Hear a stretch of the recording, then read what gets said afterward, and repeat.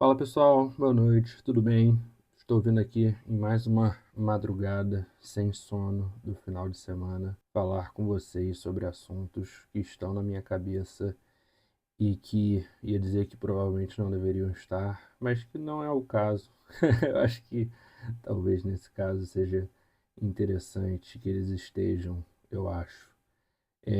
Muita gente já me falou, inclusive, para eu parar de fazer vídeo, que os vídeos ficam legais e tal, não sei o quê, mas para eu parar de usar a camisa do Flamengo, principalmente, e para mudar o fundo do quarto e tal.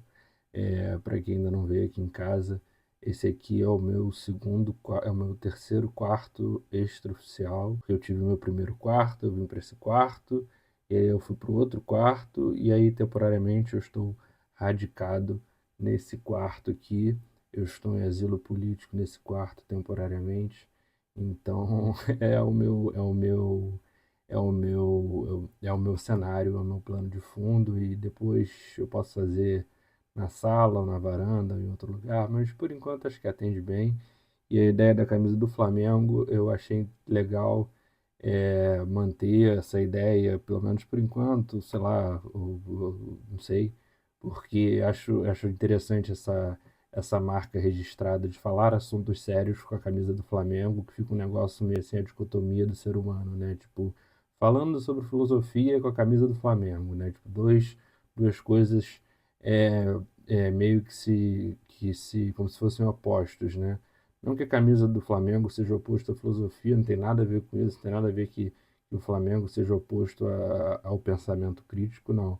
Mas que a camisa de futebol, por sendo utilizada para falar de assunto sério, gera um certo tipo de humor, de ironia, né? De uma coisa cômica aí que fica marcado, que realmente eu acho que é interessante. Mas vamos ao assunto hoje que eu estava pensando, que eu estava saindo do shopping, né? Que eu fui jantar hoje lá no shopping, no Rio Design Barra, que é um lugar que eu não costumo frequentar.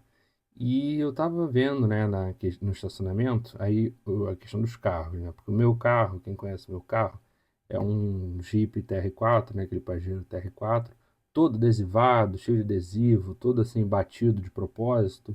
Minha mãe empurrava ele em tudo quanto é lugar. Nunca eu, jamais eu, sempre minha mãe que empurrava o carro. E aí o carro tá amassado e tal, e eu não conserto de propósito. Eu acho que faz parte da personalidade do jipeiro e do trilheiro ter o carro porrado, ter o carro amassado e adesivado e sujo. Eu não lavo meu carro, eu sou contra lavar o carro. Eu só deixo a chuva lavar o carro, e quando chove eu fico puto porque lavo meu carro, eu gosto do meu carro sujo. E meu carro é completamente adesivado, com lugares do mundo inteiro, com adesivos que eu comprei na internet, obviamente, com adesivos que eu trouxe de viagens, com adesivos que pessoas trouxeram para mim de viagens. Então, assim, tem adesivo do mundo inteiro no meu carro, e eu acho isso incrível.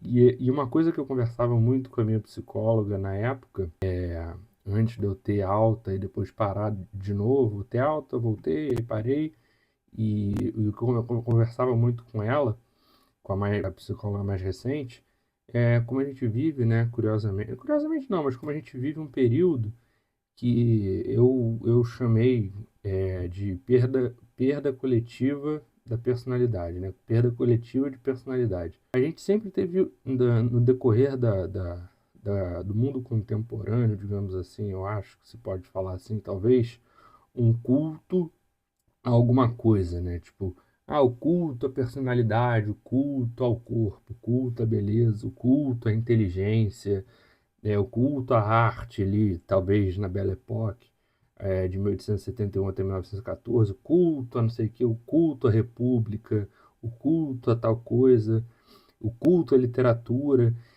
E hoje em dia, a impressão que fica, pelo menos para mim, é que a gente vive o culto justamente a nada. Tipo, as pessoas, no geral, obviamente não posso generalizar, não estou atacando ninguém, não há crítica assim, tipo, as pessoas, não sei o quê, o mundo, as pessoas são ignorantes, eu sou melhor que todo mundo.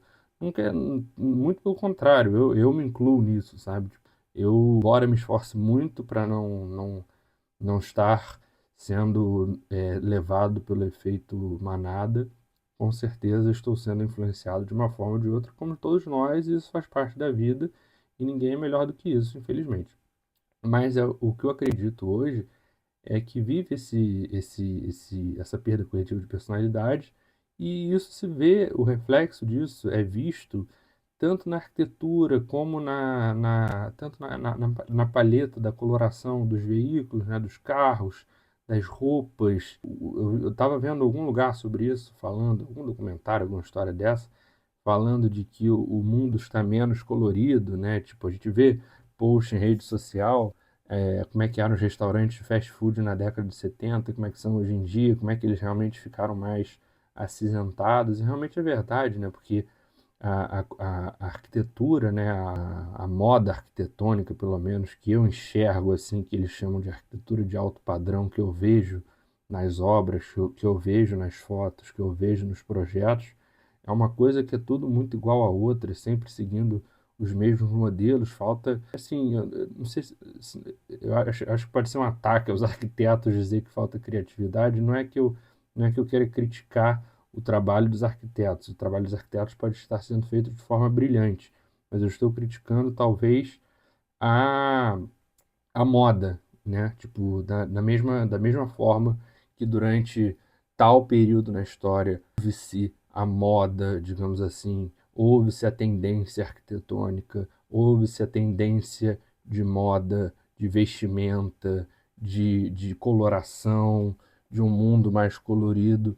Hoje, para mim, a meu ver, indiscutivelmente, o mundo está mais cinza, a paleta de cores do mundo está mais acinzentada, e não sei se isso tem a ver com os índices de ansiedade e depressão da população mundial, porque todo mundo aqui é careca de saber que o Brasil é o segundo país que mais consome tela de celular, tela no geral, né? É o segundo país que mais consome tela no mundo e que mais utiliza tela no mundo.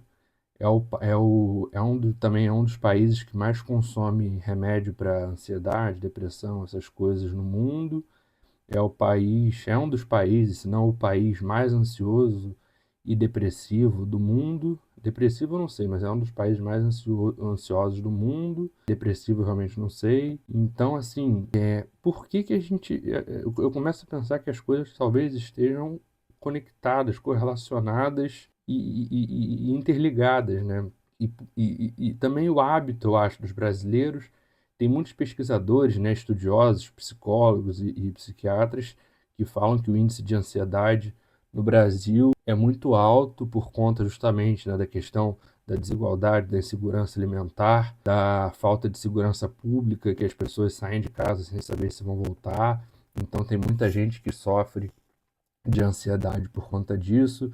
Eu acho que todos esses fatores influenciam com certeza. E eu fico pensando também outras questões, mas isso aqui são coisas puramente da minha cabeça, que o Brasil tem essas tendências ansiogênicas, né, de gerar ansiedade. Por exemplo, de ser o segundo maior país utilizador de telas do mundo, de ser um grande consumidor de álcool, de ser um país que está se tornando um dos países com maior índice de obesidade, de pessoas acima do peso, de ser um país onde as pessoas consumem muito café, que é uma bebida ansiogênica, que praticam pouco o exercício físico. Então, eu fico me perguntando também se esse conjunto de hábitos do povo brasileiro também não influencia isso, mas também se não é uma tendência mundial essa movimentação do mundo estar caminhando para se tornar um lugar mais ansioso e depressivo.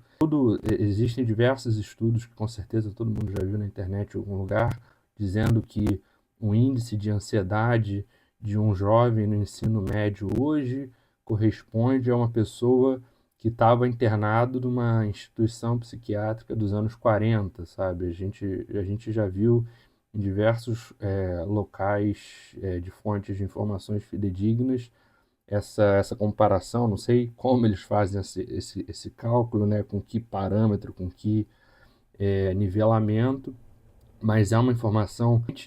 E voltamos àquele assunto do avanço da tecnologia, de que o cérebro não está preparado, de ter toda a informação da história do mundo no nosso bolso, de ficar se comparando o tempo inteiro com o mundo inteiro, de você ter acesso ao mundo inteiro o tempo inteiro no bolso, o cérebro não está pronto para isso. Mas e eu acho que todas essas coisas vão levando para esse caminho que é justamente a perda coletiva de personalidade. As pessoas não têm interesse em ser diferentes umas das outras. As pessoas querem ser o mais parecidas possível. Tanto que é impressionante, assim, são as mesmas roupas, as mesmas cores de carros, os mesmos carros, sabe? Tipo, são tantas semelhanças, assim. Se você pega pessoas, pega uma faixa de equiparação econômica, assim, de renda, de uma bolha de renda, assim, qualquer nível de renda socioeconômica e tal, você vai ver que as pessoas vão se assemelhando dentro daquela bolha, que é uma coisa, assim, extremamente curiosa, sabe? Começa uma onda, sabe? Tipo, vendo o pessoal da minha idade, por exemplo, acabou o colégio, aí todo mundo começa a fazer tal coisa, todo mundo começa a ir para festa de eletrônica e aí ninguém gostava de samba. Aí depois todo mundo começa a ir pro samba, aí depois todo mundo começa a fazer tal coisa. Aí depois todo mundo começa a fazer outra coisa em conjunto. É um negócio assim que me chama muita atenção. As pessoas elas realmente não conseguem. Eu fico com essa impressão de que as pessoas não conseguem fazer as coisas por conta própria e tomar as suas próprias decisões, sabe? Precisa que seja um efeito manada acontecendo para que elas sigam para onde a manada está indo para seguir o rumo para seguir o rumo de todo mundo. E isso é uma coisa que me chama muita atenção e que eu estava pensando hoje no estacionamento do shopping, enquanto eu via a cor dos carros que estavam estacionados. E é isso, pessoal. Muito obrigado. Boa noite. Tchau, tchau.